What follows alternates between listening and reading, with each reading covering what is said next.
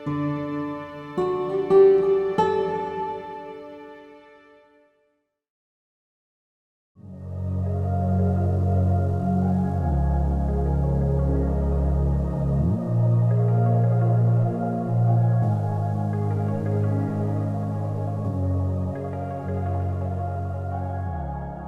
अगर इतना ही प्रोग्रेसिव है तो क्यों नहीं बदलाव आ रहा है, क्यों नहीं चीज़ें यहाँ पे बदल रही है?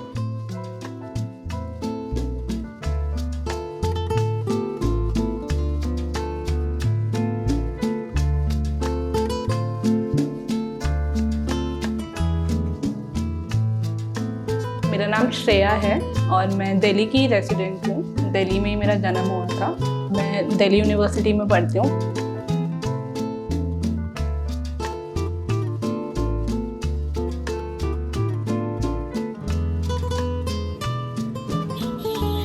बिना बताए जब आप अपनी मर्जी से अपने शहर में घूमते हैं तो उसका एक अलग ही मजा है।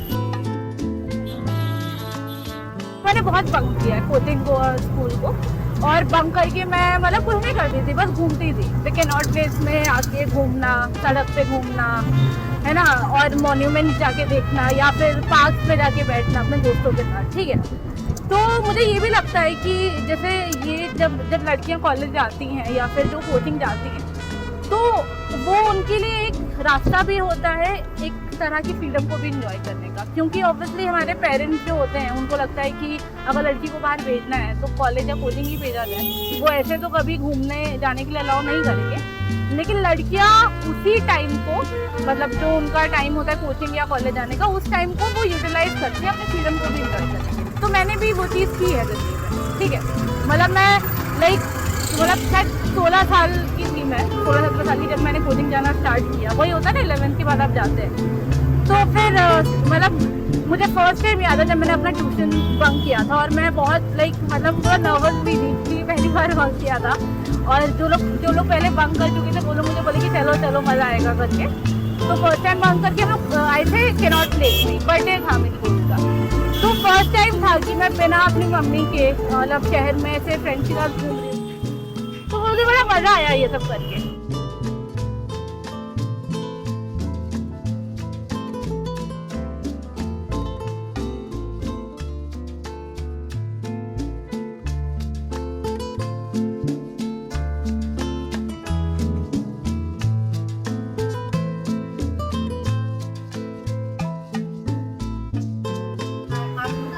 फर्स्ट पर्सन जो अपने गांव से पहली बार आई है बाहर पढ़ने के लिए।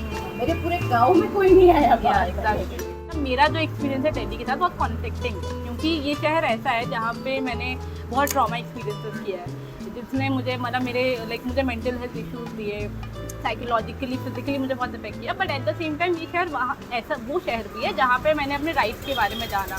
इस शहर में रह के मैंने अपने लिए लड़ना सीखा, राइट। ये सीखा कि okay I don't have to stay silent, I have to do something about it, ठीक है। तो वही एक बहुत ही कॉन्फ्लिक्टिंग लव हेट रिलेशनशिप है दिल्ली के साथ, ठीक है। And mean as a resident of Delhi I think मतलब कि yes this city is unsafe for women, but at the same time ये सिटी अपॉर्चुनिटी भी हमें दे रही है to make this city much safer for women. अगर हमारे साथ कुछ हो जाता है तो लोग बोलेंगे कि यार होगा ही ना, तुमने ऐसे कपड़े पहने, यू आर स्मोकिंग, तो तुम लोग सेफ्टी डिजर्व नहीं करते। हो सकता है कोई महिला जिसने मतलब पूरे कपड़े पहने हैं, एकदम चोटी बांधा है, जो ऑफिस से या जो स्कूल से आ रही है, जो हम उस दिन बात भी कर रहे थे, उनके साथ अगर कुछ हो जाए तो हो सकता है कि लोग उस पर थोड़ा सा रिएक्ट करते हैं, थोड़ा सा। किस टाइम पे आ रही थी? हाँ, वो सब मैटर करता है।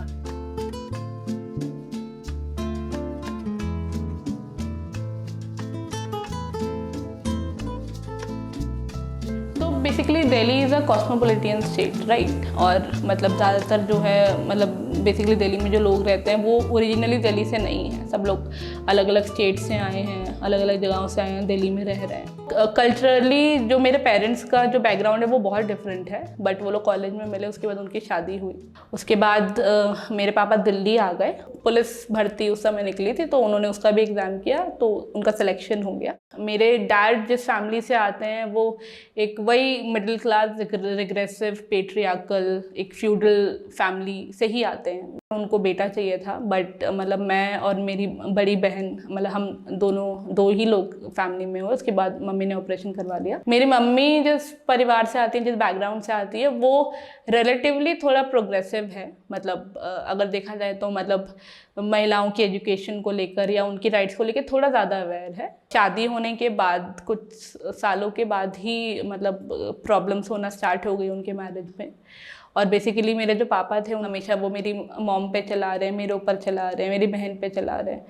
तो मुझे ऐसा लगता था कि ये जो मेन होते हैं ये ऐसे ही होते हैं। ऑब्वियसली जो फादर होते हैं वो आपकी लाइफ में वो पहला आदमी होता है जिसको आप लाइक देखते हैं और जिसके बिहेवियर को आप नोट करते हैं। तो मुझे लगता था कि सब आदमी ऐसे ही होते हैं और मतलब अगर मुझे लाइफ में कुछ करना है, सक्सेसफुल बनना है, अगर मुझे लाइफ अपने हिसाब से जीनी है और मतलब मुझे हर हालत में अपने आप को प्रूव करना है कि मैं आदमियों से बेटर हूँ, I am better than any guy on this planet. मतलब ये मेरी लाइफ का एक एजेंडा बन गया था, एक ड्राइविंग फोर्स बन गया था उस टाइम पे। आई थिंक 3rd क्लास का ये बात है। और मतलब कशौम्बी मतलब जो हम लोग वहाँ रहते थे, तो क्योंकि स्कूल से मेरा जो घर था वो ज़्यादा दूर नहीं था, तो वैन मतलब मेरी लगी हुई थी, तो वैन में मैं जाती थी।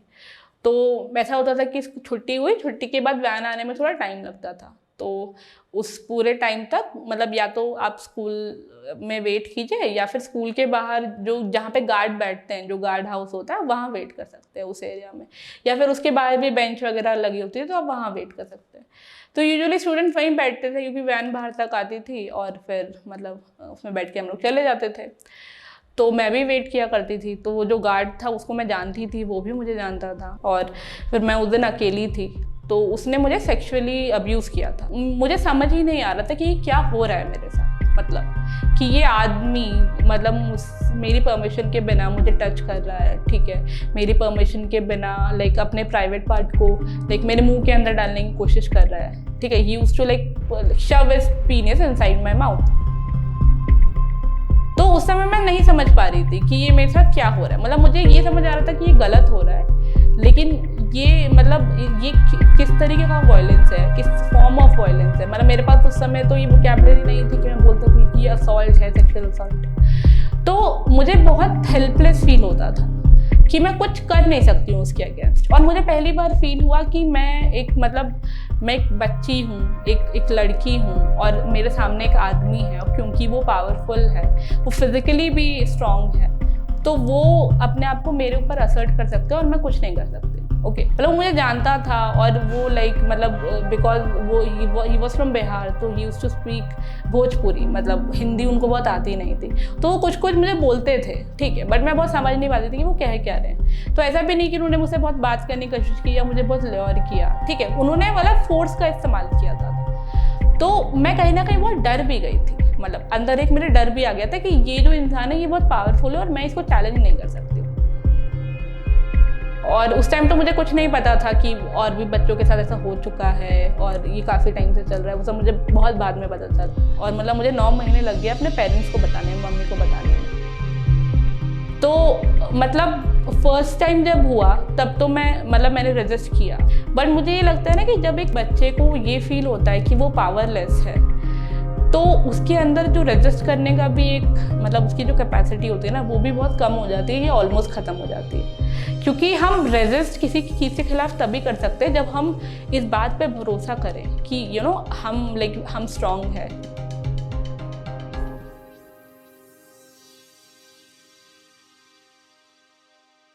मैं जब घर जाती थी तो घर जाके मतलब जो छत था हमारा, तो छत पे वो एक टब होता है जिसके अंदर हम कपड़े धोते हैं, गोल सा टब। तो मैं क्या करती थी कि उस टब में जाके लेट जाती थी और बहुत धूप होती थी, तो उस धूप में ही मैं लेट जाती थी। धूप मतलब एकदम लगती थी, तो मैं खुद को टॉर्चर करती थी क्योंकि मुझे बहुत हेल्पलेस फील होता था। मेरी मम्मी ने ही सारे साइंस को नोटिस किया और उन्होंने ही मुझे अप्रोच किया, उन्होंने ही मुझसे पूछा। और बस मतलब मैं फिर बहुत रोने लग गई। मतलब एक्चुअली मुझे याद है बेसिकली मतलब घर में नया नया कैमरा आया था, तो कैमरा जब आया था तो फोटोज़ लेते थे ऐसे ही रैंडमली, कभी कभी बैठ के उस तरीके से। फिर मम्मी ने बोला कि यार चलो अब स्कूल यूनिफॉर्म में एक फ़ोटो लिया जाए, ठीक है। तो फिर मुझे नहीं पहननी थी यूनिफॉर्म स्कूल की, क्योंकि मतलब मैं स्कूल जाना नहीं चाहती थी, मुझे एकदम मैं, और उस समय मैं सुबह मतलब मैं उठने में मैं नाटक करने लगी थी, स्कूल जाने में नाटक करने लगी थी, मेरी बहुत पिटाई भी होती थी। और मतलब एक बार तो सर्दियों के टाइम मुझे ठंडे पानी से भी नहला दिया था क्योंकि मैं स्कूल नहीं जाना चाहती थी।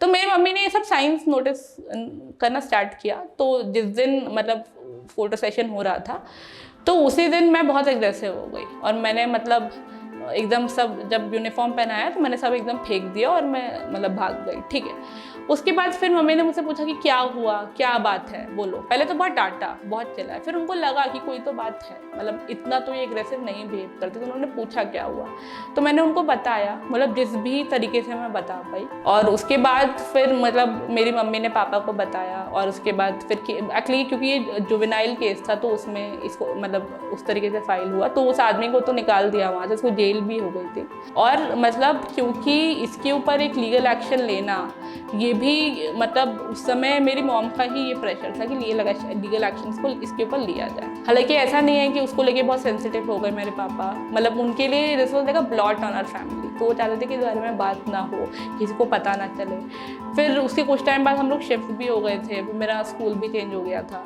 लेकिन उस इंसिडेंट के बाद से मुझे एक मतलब मेरे अंदर ये भी आ गया कि यार लाइक कोई भी जो आदमी है, मतलब किसी दुकान पे कोई शॉपकीपर बैठा है, कोई रिक्शे वाला है, कोई ऑटो वाला है, कोई बस वाला है, कोई भी आदमी है, सब ऐसे ही होते हैं। लाइक ठीक है, मतलब सारे आदमी लोग ऐसे ही होते हैं, गंदे होते हैं। होता नहीं, कोई चीज़ आपको गंदी लगती है तो आपको उससे बहुत घिन आती है कि आपको अच्छा नहीं लग रहा है, मतलब उसे देख के लग रहा है कि अरे क्या है, ये बहुत ख़राब चीज़ है। तो वैसी ही फीलिंग मेरे अंदर आती थी। सेक्सुअलिटी को लेके जो एक इमेज मेरे दिमाग में बना, नेकेडनेस को लेके जो एक इमेज बना, एक ह्यूमन एनाटमी को लेकर जो बना, वो बहुत ही नेगेटिव इमेज बन गया। ठीक है, मतलब और जिसने मुझे बहुत कंजर्वेटिव भी बना दिया खुद की सेक्सुअलिटी को लेके भी, कि मतलब अपनी सेक्सुअलिटी को लेके मैं बहुत कंफर्टेबल नहीं रही बहुत टाइम तक, क्योंकि मुझे बहुत डर लगता था इस चीज़ से कि कोई फिर से मुझे टच ना कर दे, या मैं किसी आदमी को नेकेड नहीं देखना चाहती थी बिल्कुल भी। मतलब मैं डर गई थी कि भाई एक उस इमेज से ही मैं डर गई थी। मतलब मैं कह रही हूँ ना, मेल की जो एनाटमी होती है ना, मैं उसी से ही डर गई थी।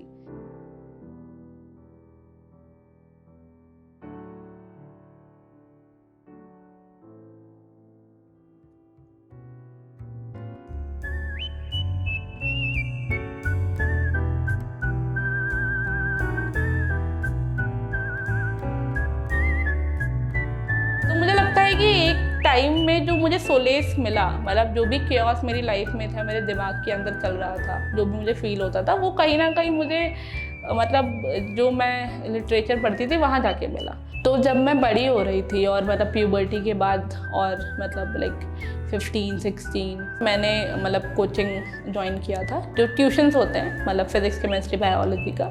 उस टाइम पे मतलब वही है कि मैंने थोड़ा मतलब like you know public space जो है उसको एंजॉय करना शुरू किया था थोड़ा, है ना, दोस्तों के साथ घूमना, हैंग आउट करना। फिर जा रहे हैं मतलब सेक्टर 17, वहाँ चिल्ली पोटैटो का एक शॉप है, वहाँ जाके चिल्ली पोटैटो खा रहे हैं, ठीक है, और जो लड़के दोस्त हैं उनके साथ घूम रहे हैं, हैंग आउट कर रहे हैं। तो वो सब करना शुरू किया था जो एक नॉर्मल टीनेजर करता ही है। तो मुझे याद है कि मैं और शिवानी आ रहे थे वापस, मतलब कोचिंग से ही हम लोग वापस आ रहे थे और वो मुझे घर ड्रॉप कर रही थी। तो हमारे पीछे दो लड़के थे बाइक पे और उन्होंने हेलमेट लगा रखा था, काले रंग का हेलमेट, तो उनकी शक्ल नहीं दिख रही थी। और जो मतलब फिर वो हमारे बगल से वो निकले, तो जो पिलियन राइडर था उसने क्या किया, उसने मुझे ग्रोप किया, ठीक है, लाइक और मतलब लाइक जो मेरे ब्रेस्ट है उसको टच किया मतलब और ग्रोप किया और वो तुरंत निकल गए। मतलब तो ये सब एकदम सेकंड्स में हुआ, मतलब वो एकदम हमारे बगल से निकले, उसने मुझे ग्रोप किया और वो निकल गए। तो मैंने फिर आसपास के लोग देख रहे थे, हम लोग आसपास के लोग दिखने लगे, तो मैंने बोला यार चलते हैं। मेरा हार्ट बीट बहुत तेज हो गया, मुझे बहुत एम्बैरेसमेंट फील होने लग गया, बहुत ह्यूमिलिएटेड फील हो रहा था, क्योंकि एक तो उसने मुझे ग्रोप किया और सबके सामने ग्रोप किया, लोगों ने देखा भी कि उसने मुझे कहाँ टच किया। तो और लोग फिर मेरी बॉडी को देखने लग गए, जहाँ उसने मुझे टच किया था वहाँ देखने लग गए। तो मुझे बहुत ह्यूमिलिएटेड फील हो रहा था और किसी ने कुछ नहीं बोला, कुछ नहीं कहा, आसपास के जो लोग थे किसी ने कोई स्टैंड नहीं लिया। फिर हम वहाँ से थोड़ा आगे बढ़े, ठीक है, तो वहाँ पे एक मतलब मार्क मॉल करके एक था, मतलब मॉल बन रहा, तो मैंने शिवानी को बोला कि वहाँ चलते हैं। वहाँ हम गए, फिर मैं रोने लग गई बहुत ज़्यादा, ठीक है। फिर मैंने उसको बताया कि क्या हुआ ऐसे ऐसे करके, तो फिर मतलब उसको भी बहुत ख़राब लगा। फिर मतलब मैं बहुत देर रोई, उसके बाद फिर उसने मुझे घर ड्रॉप कर दिया। तो मतलब ये शायद पहला इंसिडेंट था ईव टीजिंग का, जिसको हम बोल सकते हैं स्ट्रीट हैरेसमेंट। मतलब स्ट्रीट में इस तरीके से कोई हैरेस करके गया और मेरे घर के बाहर ही। तो वो मतलब मुझे समझ में आ गया कि नहीं यार, मेरी जो इमीडिएट सराउंडिंग है वो भी अनसेफ है, वो भी सेफ़ नहीं है। चाहे वो मेरे घर के बाहर ही जो रोड है, ठीक है, या फिर इवन मेरी सोसाइटी के अंदर भी मेरे साथ ऐसा हो सकता है। मेंटल हेल्थ का जो मेरा स्ट्रगल रहा है बहुत डिफिकल्ट रहा है, अभी भी मुझे बहुत दिक्कत होता है। कभी कभी मैं बहुत फ्रस्ट्रेट हो जाती हूँ यार कि ऐसा क्यों फील होता है मुझे, when why I am like going through all this with no fault of my own. मुझे PTSD है, पोस्ट ट्रॉमेटिक स्ट्रेस डिसऑर्डर, और मतलब मुझे पैनिक अटैक्स आते हैं बहुत ही रेगुलर इंटरवल्स पे एट टाइम्स। मुझे एंजाइटी अटैक्स पहले भी आते थे, लेकिन उस समय मुझे पता नहीं था कि इसको ये बोला जाता है एंजाइटी है ये, ठीक है। उस समय तो मुझे पता नहीं था। जब मैंने थेरेपी लेना शुरू किया तब मुझे रियलाइज हुआ।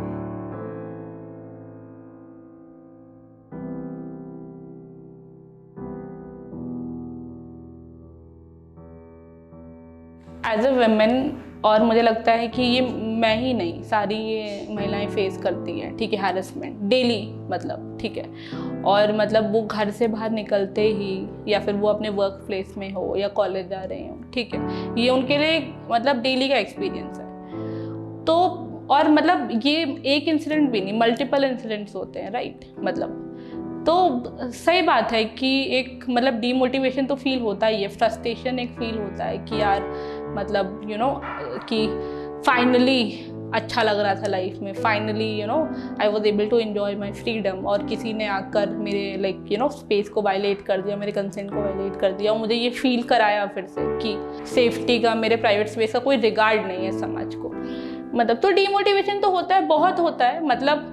और एट टाइम्स बहुत लगता है कि मतलब सब कुछ छोड़ के कहीं चले जाओ, या फिर कभी कभी इतना थक जाते हैं तो लगता है कि यार अब लड़ना ही नहीं है, ठीक है, अब जैसा है वैसे ही एक्सेप्ट कर लो।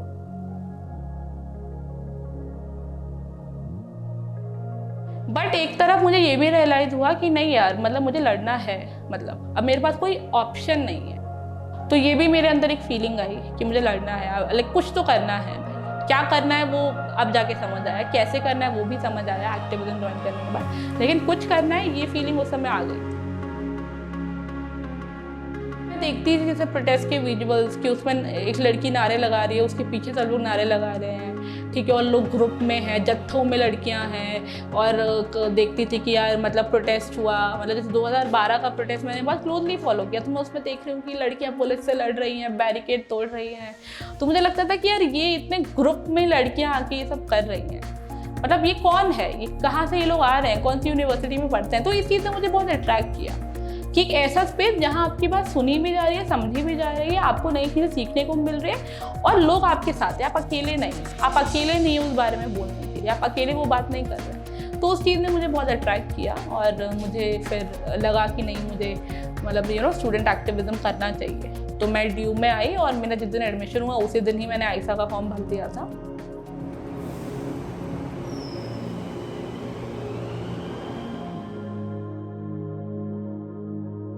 ऐसे बहुत सारी सिचुएशंस मैंने फेस की है, अभी भी करती हूँ, और ज़्यादा गुस्सा इसलिए आता है क्योंकि मतलब अब मैं उस स्थिति में नहीं हूँ कि कोई भी मुझे लाइक ओवर पावर कर सके। अब मैं अपने लिए लड़ सकती हूँ, लेकिन अभी भी क्योंकि सोसाइटी की कंडीशंस तो वैसी की वैसी ही, ऊपर से और रिग्रेसिव हो गई है कुछ सालों में।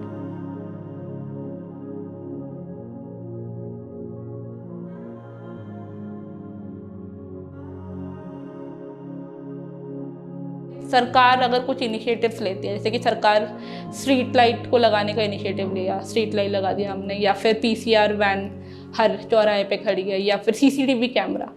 सिर्फ एक सड़क पे रोशनी है इसका मतलब वो सड़क सेफ नहीं बन जाती है। आपने PCR वैन तो हर चौराहे पे खड़ा कर दिया, लेकिन क्या पुलिस इतनी सेंसिटिव है कि महिलाएं उनके पास कंप्लेन करने जाएं तो वो बिना उनके कैरेक्टर को जज किए, बिना ये पूछे कि तुमने क्या कपड़े पहने थे, तुम उस समय क्या कर रही थी, उतने बजे क्या कर रही थी, किसके साथ थी, ये सब पूछे बिना उसकी कंप्लेन को रजिस्टर कर ले।